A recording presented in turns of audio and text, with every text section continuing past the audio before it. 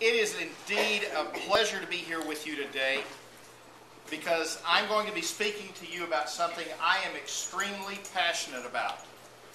And that is the area of personal preparation for disasters or crises. In case you haven't noticed, we are living in a world that's changing just almost daily, and it does not seem to be changing for the better most of the time. We have sitting on our doorsteps probably the perfect storm potential for crises and disasters that I have ever seen in my life. And I say that because I can speak to it, if you ever were interested, from a meteorological standpoint. I can speak to it from a geological standpoint. You say, what do you mean geology? How about such things as the Yellowstone magma cap, which was measured 2 years ago, and they found out it's twice as wide and twice as deep as they suspected.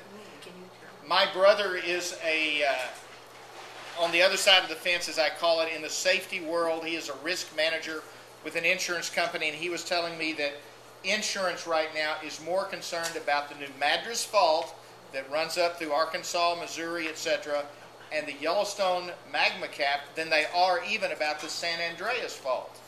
Because in geologic time, those two have the greatest... All right, so meteorological, geological, and then we get to the worst disaster of all, and that's man-made disasters. And we have all seen those. So the thing that I hope to convey to you the most before I leave here today is the fact that preparation starts right where you're sitting, with you. I have served as Homeland Security Director in a small county north of here, and I have lived through those times of sitting in the Emergency Operations Center taking the phone calls from people that were saying, how do I get medicine for my heart? What do I do about dialysis for my kidneys? What do I do? The power has now been out 48 hours at my house, and they're saying it may be another 10 days. What do I do about the breathing machine, the nebulizer treatment I have to take on a regular basis? And in every single case, nearly, this could have been avoided if a little bit of forethought had been put into preparation and planning. But many times, the biggest challenge we face is, what are we talking about? Because I know that as we leave here today, every one of you will walk into your life, whatever it is. Helping friends, helping neighbors, loving your family, doing whatever. And things just happen. And it causes us to do something called, what we're about to talk about becomes secondary in what we're trying to do. But here's the challenge. Disasters still come upon us.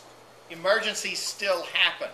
So what I'm going to ask you to do is be a participant right now for about the next 2 minutes. I'd like you to just, with the neighbor next to you, across from you, take your little handout and open it up to where it says Identify and Prevent. Where it says, what can happen here? Make a list of every disaster that you can think of, what its impact would be to you or your family personally. Now, if you've got a few minutes left, put out there the probability. For instance, okay, you can put down volcano if you want to, but let's face it, we've probably got a low probability of that in East Texas. Unless God just says, zap, you know. But tornado might be different, wildfire might be different, hurricane. Just think about it. So you have about 2 minutes. Work together if you would, please. No medical care available. Very good. Anything you want to add on this data? What about a train coming through town and crashing? Ah, there we go. Very good. Because one of the things I noticed is we all listed pretty much, with a few exceptions, natural disasters. And when you hear disaster, that's usually what we think of. And yet what she's just brought up is we have what we call technological disasters. For instance, we could be sitting here right now going through this, and all of a sudden they come over the loudspeaker and they say, we've had a hazardous material incident on this highway. An ammonia truck has turned over, it's leaking, an LPG truck. Evacuate immediately. Do not pass go, do not collect your items, you know. So you have to think broader than just nature. When I do this as a business for a client, what always fascinates me is I will get out and drive in concentric circles at about 1/10 of a mile, about 1/4, about 1/2, and then about 1 mile out to see what is near their facility or near their home. And it's always interesting to come back and see their reaction when I say, by the way, did you know that you have a 12-inch high-pressure gas main that comes out of the ground through a pumping station and back into the ground that's less than a quarter of a mile from your facility? That's because, once again, we go back to the distraction part. We get used to seeing certain things every day. So one of the things I always encourage is, on this first step, is to sit down and I used to give this talk as a thing called, "Are you ready?" ? I'm tired of that. Because I begin to go back to the same groups and I'd find out maybe 10% of them had done something. I'm telling you, you got to be ready now. Not tomorrow, not next year, not I'll get around to it. But I want, if I do nothing else, I hope that I give you an inkling of my passion, that you walk out of here today determined to be ready now, in the near future. How do you do that? You've just taken step one as a practice session here. What you do, though, is you go home tonight and you sit down with your family, your loved one, your friends, your neighbors, and you say, hey, out of curiosity, let's be macabre for just a minute. Let's talk about what could happen around here. Because most people are going to think that. They're going to think you've gone off your rocker. You want to talk about what? I want to talk about everything that could happen. Those of you who have grandchildren, by the way, do not be afraid to share this with children of the appropriate age, say about 6 or 7 or up. What they have found is, if kids talk about things like this unemotionally ahead of time, they actually handle it better than some adults do when it happens. Because they've thought about, okay, I'll give you a personal example. Where we live in Nacogdoches, there is a railroad track that carries heavy haul equipment and chemicals, etc., 2 or 3 times a day, that's no more than 150 yards from my house back in the woods. So as our kids grew up, we always taught them, if you ever hear a big, big boom and you walk out in the front yard and there's smoke coming above the trees, what are you going to do? And we would walk through it, because I actually taught my kids how to turn the gas off at the gas main, how to throw the breaker as you leave, where are you going to go, how are we going to be in contact, etc. To this day, my kids will tell me, you took the fear out of it. One of them one time said, you took the fun out of it too. And I said, hey, that's fine. The biggest thing is I took the fear out of it, because we had discussed ahead of time the different things that could happen. And now what's fascinating is, as adults, they're thinking ahead of the curve. I have a daughter that works for Senator Cornyn's office out of Tyler, Texas. She was recently moved there within the last 6 months, and we were talking the other day. She said, hey, Dad, guess what? I just got some new maps, and I'm beginning to figure 2 or 3 different routes to leave Tyler if I ever needed to evacuate. And this is without me prompting her, and I'm like, yes, I got 3 to 1, I have one that's a Marine Corps pilot, and he's like, Dad, I'm just going to bomb them and be done with it. I don't think that's an option, son, But see, we can have fun with this. It doesn't have to be something we worry about if we've thought about it ahead of time. And that means literally get out and drive around your area and go, what could happen? If you live within 2 miles of a highway, you need to sit on the highway sometime and you need to just count how many red placards are on the sides of vehicles going by. That tells you you could have an issue. If you have a train that's within 2 to 3 miles, you might sit at the crossing sometime and see the same thing. I'm just going to tell you, I can save you some time. If you live in those parameters, you need to be thinking about, what would I do if I had to evacuate? Then we're headed into hurricane season if we don't drive up and blow away first. And we all know what that is like, or should know. But I'll throw one out here for you. What if we wake up one day to a 9/11 world repeated? Except this time it's happened in Houston, Texas. And all of a sudden we see the spontaneous evacuation began that we saw during Hurricane Rita. What will you do? Are you prepared? And you say, well, sure, I'm ready. I live out in the country. But my big question is, and this is what it all starts building around, is if I walk to your house or wherever you live right now and I turn the water off, the power off, and gas or propane, whatever you use off, how many days could you survive reasonably comfortably within your domicile without having to reach out for assistance from someone else? I want you to write down, well, you don't even have to write it down. I even have it on page 2. Because, folks, what you have here is a primer, a starting point for building your plan. You've identified and the things that hopefully you can do to help prevent. Now we're into the prepare. This is where you begin to think through, what do I do? How do I prepare? You'll see two phrases listed right under the general supplies list. One of them says, everyone plus one, and the other one is in every car, a kit. Now, here's what everyone plus one means.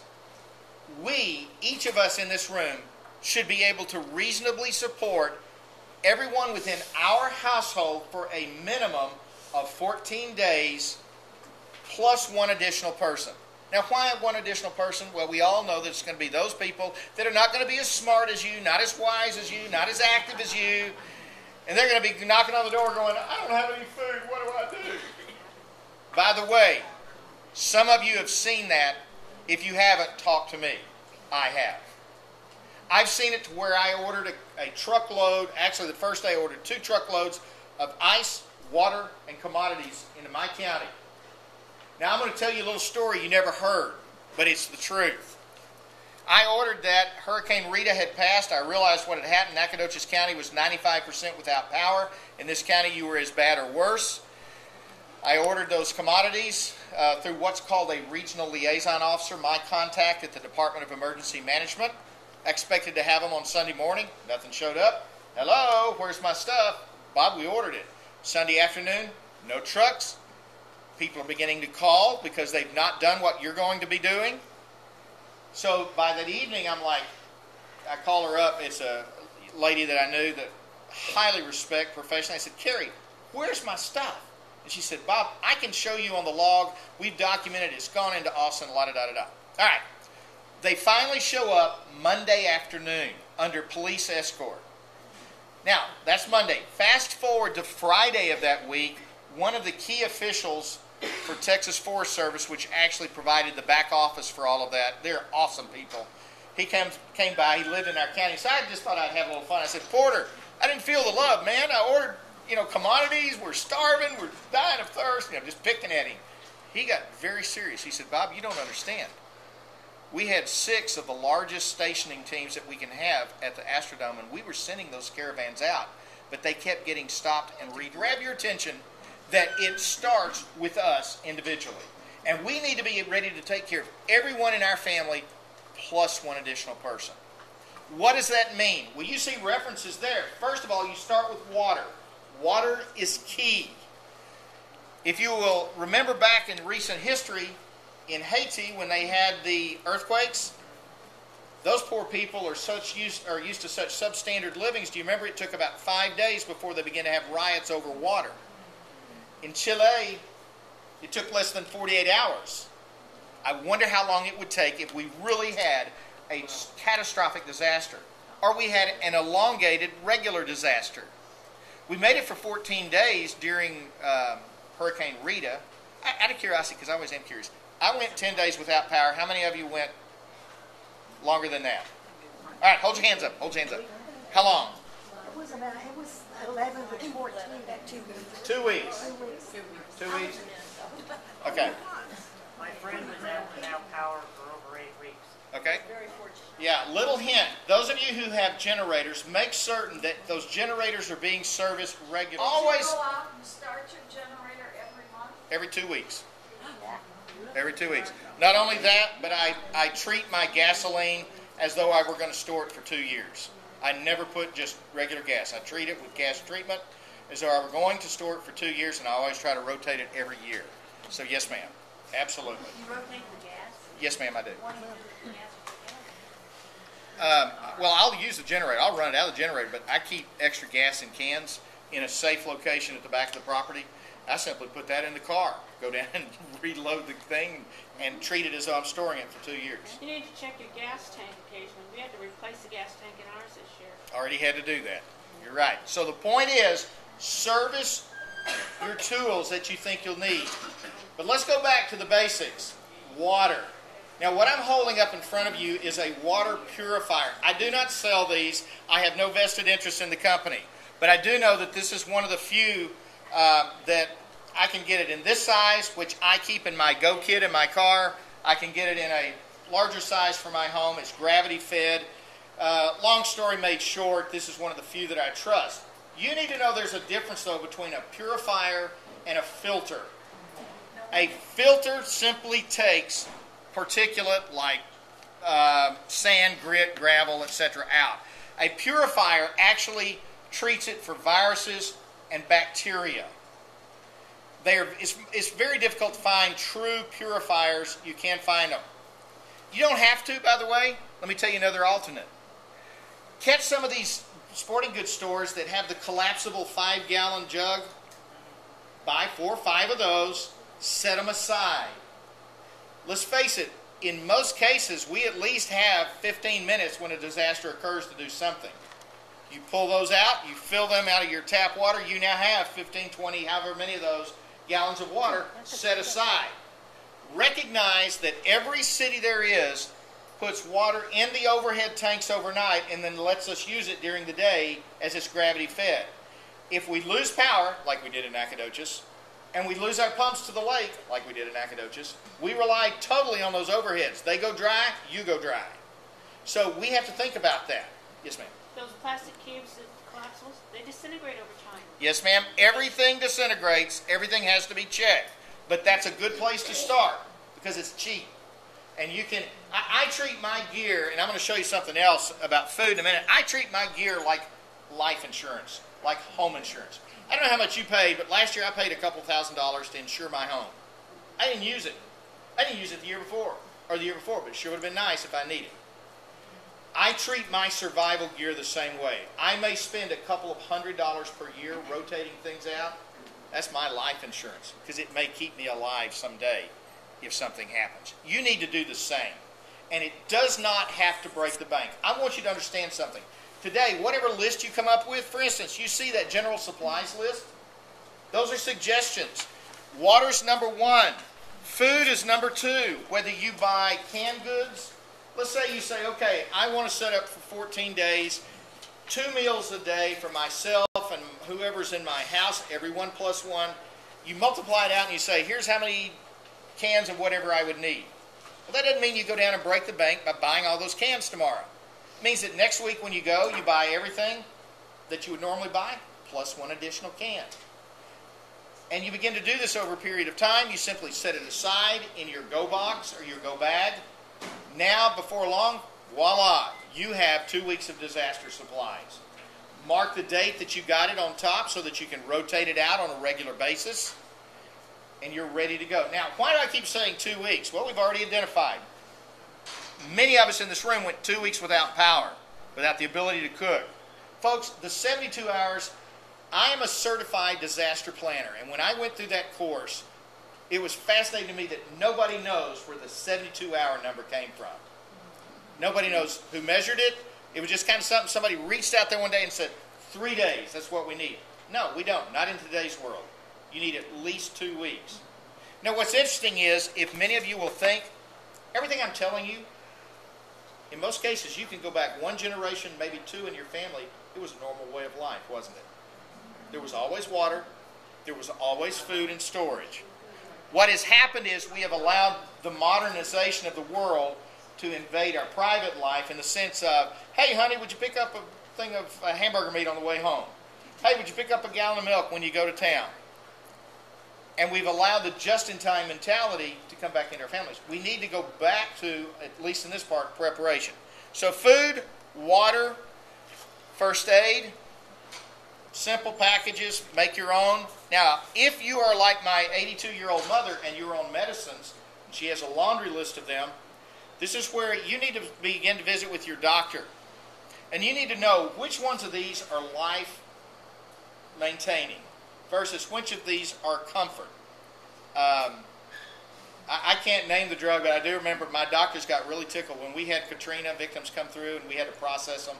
And they would give us all these drugs they wanted. And finally, I heard one doctor say to a lady, he said, lady, you're just going to have to put up with your hot flashes for a few days. You're not getting that drug. You know, that is not life maintenance. Yeah, exactly. But there are some I recognize that you might need. You need to talk with your physician. For instance, in the case, I think it is there, but I want to tell you, 1-gallon plastic baggies, freezer baggies, are your best friend. You need to have a couple of boxes of them. By the way, do not use the Ziploc with the mechanical zip. No, those are terrible. Get the kind with the double press down thing that goes through the middle. That's good for everything. I personally talk to people who use their Ziploc baggies during Hurricane Rita. They were from Nacogdoches. They got down in Galveston. They were shopping. Everybody knew that a hurricane comes up the Gulf, turns right, goes into Louisiana, drowns a few gators, right? Well, we all know what happened. So they were late leaving. They got caught up in the Houston evacuation. And it was quite an eye-opener to me to talk to people who said it got to where the sandwich bag became our canteen from gas station to 10 miles up the road gas station 6 hours later. I talked personally to over 10 people that took 72 hours to get from Galveston, Texas to Nacogdoches, Texas. If you have been down through the Houston area, either through 59 or through 45, you will notice the state of Texas has done a lot. They've done a lot of upgrading. Now, frankly, from the professional standpoint where I stand, they're still about 3 years behind the curve. But they are doing better. This time, they put procedures in place and processes to help move the people more quickly, hopefully further. But folks, it still comes down to those that come through your community are going to be hot, thirsty, in need of stuff, and they're going to strip the shelves in just hours, if they're not already stripped by the local people before they get here. So that is key. First aid is one. Then you get into the items like shelter. For instance, I keep a couple of the emergency space blankets. They're simple, they're small. You can wrap them around yourself. They make great rain shields. They make great heat retainers during the summer. They make great signaling devices. I personally keep this little wind-up device that you've seen these, charges the battery. It's a flashlight. It's a radio, etc. If you're going to begin to get new flashlights, I want you to write down LED. Go with the new LED technology. Stay away from the old incandescent. The reason is LEDs will last approximately 8 to 15 times longer on the same set of batteries. If you're into really wanting to make sure you have light, I've gotten to where I stay away from the ones that will not at least list the lumens. Lumen is simply a measurement of how bright. I like things that are at least 60 to 65 lumens or brighter. And those that say, we have 3 bright LEDs, but they won't put the lumens, I may occasionally. Of course, I'm the flashlight freak. After I went without power during Rita, you cannot have enough flashlights in my house as far as I'm concerned. You know, it's one of those things that if the kids are trying to figure out what to give Dad for Christmas or birthday, give him another flashlight. He'll be happy, you know. Which one does he not have? All right. As you're doing this, what you're doing is you're building a kit there at the house. I've spent a lot of time on this because this preparation is really, really, really key. Because if you do not have the supplies prepared, then what are you going to do? And we need to be ready to take care of everyone plus one in our own house. Now, to be honest with you folks, now this is mine. I'm not saying go out and do this. This is a car kit. I have the capabilities, if I had to walk away from my car, I could live out of this for the next 3 days with no problems. You need to be able to do the same thing, even if it's simply keep a gallon of water in the car that you rotate out every 6 months, whether you go the way I went of the filter, or actually the purifier, etc. Quick story, my daughter, now grown, she's a junior in high school. She's just gotten her license, and we finally found her an old beat-up jalopy that she could kind of use as her car. I give her a car kit because I want her to have an emergency kit in her car. So as I give it to her, I get this attitude of, oh, Father, okay, you know. I'll hide it under the blanket so they won't think my dad's a weirdo, you know, whatever. Fast forward about 5 years. She's now a junior in college, or about to be a junior. She's going to an out-of-state college that borders the Rocky Mountains there in Littleton, Colorado. She walks into my office about a week before she leaves. She takes the kit, she drops it in the floor of the office. She says, what do we need to do to update it? And I was busy, so I was distracted. I said, what do you mean? She says, what do we need to do to update my kit? And I turned around and I said, where'd my daughter go? Where'd my daughter go? And she said, Dad, I had 5 different friends last year that were coming out of the Rocky Mountains after a day in the mountains, got caught in snowstorms. And 2 of them suffered severely because they were not prepared. She said, I now understand what you're all about. Folks, so do something in your car too. It doesn't have to be big. If the reason I choose a pack is if I have to leave the car, it's a whole lot easier to put it over the shoulders and walk with it and have both hands free than it is to try to lug stuff along. Some people are comfortable with duffel bags. My mother actually preferred that we put kind of one that had a single sling on it, so she could just kind of sling it over her shoulder. But even at 82, she's like, no, we need these types of things. Because what if I need water to take medicine? I don't know if you've noticed, I have, as I get older, hydration is critical. Absolutely critical. So you've got to be able to hydrate. You do need some nutrition. Now, when it comes to food, what do you do, Bob, for the car? I'm not promoting this. I did a lot of research. This is one called Heater Meals. They're available online. They're not terribly expensive. They're a self-contained meal of about, they've done a lot of research nutritionally. They don't have a high salt, etc. It doesn't have to be that one. There can be others. You know what else it can be? It can be a can of nuts. Be something, if you don't have a nut allergy, you can something with protein in it. I'd even put in each of my kits, I have a couple of bottles of Ensure or Boost. You know, now you don't want to be on a steady diet of that because your system then begins to metabolize it differently, and you got a whole other issue then. But think through those types of things ahead of time and at least be able to have enough nutrition to get you from point A to point B or to where people could help you within about 72 hours. How about peanut butter? Peanut butter's great. That'll last forever. And it's great for the body. Now, turn to the back. Turn to the back of your little plan because here's the final key. Folks, take steps now. And once again, this is by no means a comprehensive plan. I have two 3-inch notebooks that I got through Certified Disaster Planning that took me to a depth I never even thought I would go. So I know what comprehensive is like. But you know what else I know? I know what nothing is like because I've had to deal with it. And if I've got a choice between nothing and so deep that I don't want to deal with it, how about let's just find somewhere in the middle, and that's what you can do. You decide what is necessary for you. And you don't wait till the hurricane's 72 hours from coming in or till the next tornado rolls through East Texas. Or how about if they're knocking on your door, you live out in a rural area, and they say, this fire is getting out of hand here. You need to leave now. We live in a different world.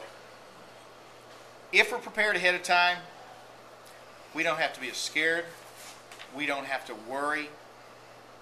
We can take care of everyone in our house, and then we can do the one thing that makes East Texas unique.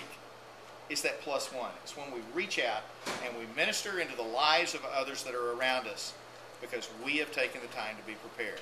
On the face of the globe, it is people like you sitting in this room that help make it great. But we make it great by making sure that we are ready to be a part of the answer and not a part of the problem. Thank you for your time, and I'll take any questions you have.